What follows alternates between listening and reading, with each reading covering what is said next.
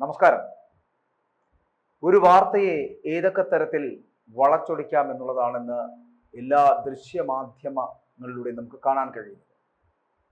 കാരണം ഏതൊരു വാർത്തയ്ക്കും ആ വാർത്തയുടെ പല തലങ്ങളിലൂടെ വേണമെങ്കിൽ നോക്കിക്കാണുവാൻ എല്ലാവർക്കും അവകാശമുണ്ട്. അതിനെ ആ തരത്തിൽ തന്നെ നമുക്ക് കാണുകയും ചെയ്യാം. പക്ഷേ ചിലത് കാണുമ്പോൾ ഇതിങ്ങനെയല്ലല്ലോ നിങ്ങൾ ചെയ്യേണ്ടിയിരുന്നത് എന്ന് നമുക്ക് തോന്നിപ്പോകും. ഇപ്പോൾ ഏറ്റവും കൂടുതൽ ചർച്ച ചെയ്യപ്പെടുന്ന വിഷയം ഒരു IAS-കാരിയായിട്ടുള്ള ദിവ്യ എസ് അയ്യറുമായി ബന്ധപ്പെട്ടിട്ടുള്ള എന്താണ് അവർ ചെയ്ത പാതകം.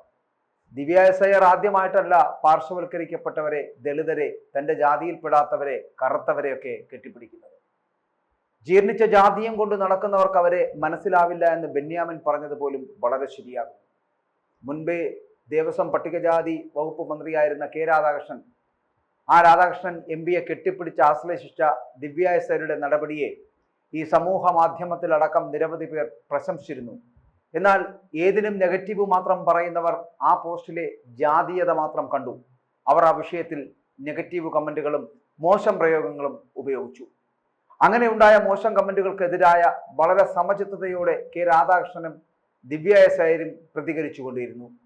ദിവ്യ എസ് അയ്യർ തന്നെ ആലിംഗനം ചെയ്തത് സ്നേഹപ്രകടനത്തിന്റെ ഭാഗമാണ് എന്ന് MP കൂടിയായ കെ രാധാകൃഷ്ണൻ പറഞ്ഞു. ഒരു സ്നേഹപ്രകടനം ഇത്ര ചർച്ചയാക്കേണ്ട കാര്യമുണ്ടോ? ആർക്കും സ്നേഹിക്കാനും പാടില്ലേ എന്നും രാധാകൃഷ്ണൻ ചോദിക്കുകയും ചെയ്തു. സ്നേഹത്തിന് പ്രോട്ടോകോൾ ഇല്ല എന്നാണ് ദിവ്യ എസ് അയ്യർ പ്രതികരിച്ചത്. അതിനിടെ ഈ പോസിറ്റീവും നെഗറ്റീവും കമന്റ് ഇടുന്നവരെ വിമർശിച്ചുകൊണ്ട് പ്രശസ്ത എഴുത്തുകാരനായ ബെന്യാമിൻ രംഗത്ത് വന്നത് ശ്രദ്ധേയമായി. കാരണം ദിവ്യ എസ് അയ്യർ ആദ്യമായിട്ടല്ല ഇങ്ങനെ പാർശ്വവൽക്കരിക്കപ്പെട്ടവരെ, അല്ലെങ്കിൽ ദളിതരെ, അല്ലെങ്കിൽ തൻ്റെ ജാതിയിൽപ്പെടാത്തവരെ, സാമ്പത്തികമായി പിന്നാക്കം നിൽക്കുന്നവരെ, കറുത്തവരെയൊക്കെ കെട്ടിപ്പിടിക്കുന്നത് എന്നാണ്. അതവരുടെ ഒരു ജീവിത ശൈലിയാണ്. അത്തരത്തിൽ എത്രയോ ചിത്രങ്ങൾ ഇതിനു മുൻപ് നമ്മൾ കണ്ടിട്ടുണ്ട്. അന്നൊന്നും സല്യൂട്ട് അടിക്കാതെ സഖാവ് കെ രാധാകൃഷ്ണനെ കെട്ടിപ്പിടിച്ചപ്പോൾ സല്യൂട്ട് കൊടുത്തത് അതിന് നിറയെ രാഷ്ട്രീയ മാനങ്ങൾ ഉള്ളതുകൊണ്ട് തന്നെയാണ് എന്ന് പറയാതിരിക്കാൻ കഴിയില്ല. അതറിയാതെ അതിനെ ജാതീയമായി മാത്രം വായിക്കുന്ന വാട്സാപ്പ് മാമന്മാർ സ്വന്തം കണ്ണിലെ കോലെടുത്തിട്ട് പുരോഗമനം പറയുന്നതാവും ഉചിതമെന്ന് പറയേണ്ടിയിരിക്കുന്നു. താൻ സല്യൂട്ട് അടിക്കുന്നത് ദിവ്യ എസ് അയ്യർക്കല്ല, ദിവ്യ എന്ന എൻ്റെ കൂട്ടുകാരിക്കാണ് എന്ന് പറയേണ്ടിയിരിക്കുന്നു. പുറത്ത് പുരോഗമനവും അകത്ത് ജീർണിച്ച ജാതിയും കൊണ്ട് നടക്കുന്നവർക്ക് ദിവ്യയെ പോലുള്ളവരെ മനസ്സിലാവില്ല. ആ സല്യൂട്ടിന്റെ അർത്ഥവും മനസ്സിലാവില്ല. ഒരിക്കൽ കൂടി ദിവ്യയ്ക്ക് സല്യൂട്ട് നൽകുകയാണ് ബെന്യാമിനെ പോലുള്ളവർ.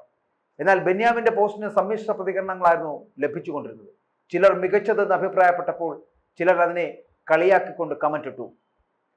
കനിവാർന്ന വിരലാൽ വാർത്തെടുത്തൊരു കുടുംബം, രാധേട്ട, രാധാകൃഷ്ണ, വലിയച്ച, സർ എന്നിങ്ങനെ പല വാത്സല്യ വിളികൾ കൊണ്ട് ഇന്ന് മുഖരിതമായിരുന്ന മന്ത്രിവസതിയിൽ യാത്രയക്കാനെത്തിയ അദ്ദേഹത്തിന്റെ കുടുംബാംഗങ്ങൾക്കൊപ്പം പത്തനംതിട്ടയിലെ കളക്ടർ വസതിയിൽ നിന്നും ഞാൻ ഇറങ്ങുമ്പോൾ അന്ന് അദ്ദേഹത്തിന്റെ സ്നേഹ സാന്നിധ്യത്തിന്റെ മധുരം ഒരിക്കൽ കൂടി നുകർന്നപ്പോൾ ദിവ്യ എസ് അയ്യർ പറഞ്ഞ വാക്കുകളാണത്.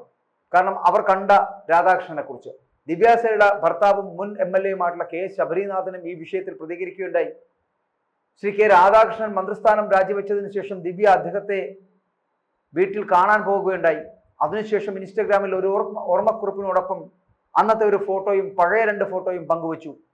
അതിൽ ഒരു ഫോട്ടോ അതിപ്പോൾ പത്രങ്ങളിലും സോഷ്യൽ മീഡിയയിലും ഒക്കെ സജീവ സാന്നിധ്യമായി, സജീവ ചർച്ചയായി നിൽക്കുന്നു. സംസ്ഥാന മന്ത്രിയായിരുന്ന ഘട്ടത്തിൽ ശ്രീ K രാധാകൃഷ്ണൻ ഔദ്യോഗിക പ്രോഗ്രാമിന് ശേഷം പത്തനംതിട്ട കളക്ടറുടെ വസതിയിൽ സന്ദർശനം നടത്തിയ ഒരു ദിവസം എടുത്ത ഒരു ഫോട്ടോയാണ് വൈറലായത് എന്നുള്ളതാണ്. അന്ന് അദ്ദേഹം ഞങ്ങളോടൊപ്പം കുറച്ചു സമയം ചെലവഴിച്ചു എന്നും രാത്രി ഭക്ഷണവും കഴിഞ്ഞാണ് തിരികെ പോയതെന്നും പറയുന്നുണ്ട്. ഏറെ ബഹുമാനിക്കുന്ന, ഏറെ ഇഷ്ടപ്പെടുന്ന ഒരു വ്യക്തിയെ മറ്റൊരാൾ ആലിംഗനം ചെയ്ത ഒരു ചിത്രം സ്ത്രീ പുരുഷ സമസ്യയിൽ ഇപ്പോൾ പോസിറ്റീവായി ചർച്ച ചെയ്യപ്പെടുന്നതിൽ സന്തോഷമുണ്ട് എന്നും നെഗറ്റീവ് കമന്റും മറ്റും അപ്രസക്ത വാദങ്ങളും നോക്കാതിരുന്നാൽ മതിയെന്നും പറയുന്നവരടക്കം ഇതിനകത്തുണ്ട്.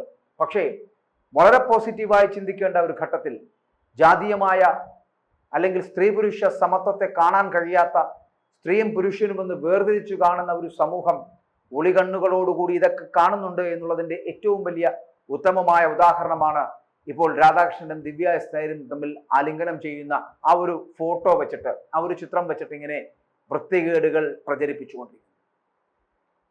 ചിലപ്പോൾ ഈ CPM എന്ന് പറയുന്ന പാർട്ടിയിലും ഇടതുപക്ഷ രാഷ്ട്രീയത്തിലും ഇത്രയേറെ മാന്യനായ, ഇത്രയേറെ സംശുദ്ധിയുള്ള അഴിമതിയുടെ കറപുരളാത്ത ഒരേ ഒരു വ്യക്തിത്വം ഇനിയുള്ളത് ഈ ശ്രീ കെ രാധാകൃഷ്ണൻ മാത്രമായിരിക്കും എന്ന് പറയാതിരിക്കാൻ കഴിയില്ല. അത്രത്തോളം വിശുദ്ധനായ ഒരു വ്യക്തി, അത്രത്തോളം മാന്യനായ ഒരു വ്യക്തി, അങ്ങനെയുള്ള ഒരു വ്യക്തി ദിവ്യ സേരെ പോലെ പ്രോട്ടോകോൾ പാലിച്ചു മാത്രം മുന്നോട്ട് പോകേണ്ടവളല്ല എന്ന് തീരുമാനമെടുക്കാൻ കഴിയുന്ന തരത്തിൽ ആ സ്ത്രീക്ക്, ആ വനിതയ്ക്ക് അത് കഴിഞ്ഞുവെങ്കിൽ അത് അവരുടെ വലിയ മനസ്സ് എന്ന് പറയേണ്ടിയിരിക്കുന്നു. കെ രാധാകൃഷ്ണനെ പോലുള്ളവർക്കൊരു ഹഗ് നൽകുക, ഒരു ആലിംഗനം കൊടുക്കുക എന്ന് പറയപ്പെടുന്ന തെറ്റാണ് എന്ന് പറയപ്പെടുന്ന ഒരു സമൂഹം വൃത്തികേടിന്റെ ആൾരൂപങ്ങളാണ് എന്ന് പറയേണ്ടിയിരിക്കുന്നു. ഇത്രയും ഗതികെട്ട തരംതാണ, സാംസ്കാരികമായി തരംതാണുപോയ ഒരു സമൂഹം കേരളത്തിലല്ലാതെ മറ്റൊരിടത്തും ഉണ്ടാകില്ല. ഇങ്ങനെ നട്ടലില്ലാതെ ഫേസ്ബുക്കിൻ പോസ്റ്റിന്റെ പുറകിൽ നിന്നിരുന്നു കൊണ്ട് കമന്റുകൾ മാത്രം നെഗറ്റീവായി ഇടുന്ന കുറെ അധികം ആൾക്കാർ, ഇവർക്കൊന്നും അമ്മയും പെങ്ങന്മാരും ഇല്ലാതായി പോയതും സ്ത്രീ സമത്വത്തെക്കുറിച്ച് വാചാലരാകുകയും സ്ത്രീയെയും പുരുഷനെയും കുറിച്ച് ഇങ്ങനെ കപട സദാചാരം പ്രസംഗിക്കുകയും ചെയ്യുന്ന ഈ വൃത്തികെട്ടവന്മാരെ, നെഗറ്റീവ് കമന്റ് ഇട്ട് തോൽപ്പിക്കാൻ ശ്രമിക്കുന്നവരെ തകർത്ത് തരിപ്പണമാക്കുകയാണ് വേണ്ടത്. ദിവ്യ സേരും കെ രാധാകൃഷ്ണനും കാണിച്ചത് ഒരു മാതൃകയാകട്ടെ. അവിടെ ഈ പ്രോട്ടോകോളുകളൊക്കെ തലകുനിച്ചു നിൽക്കട്ടെ.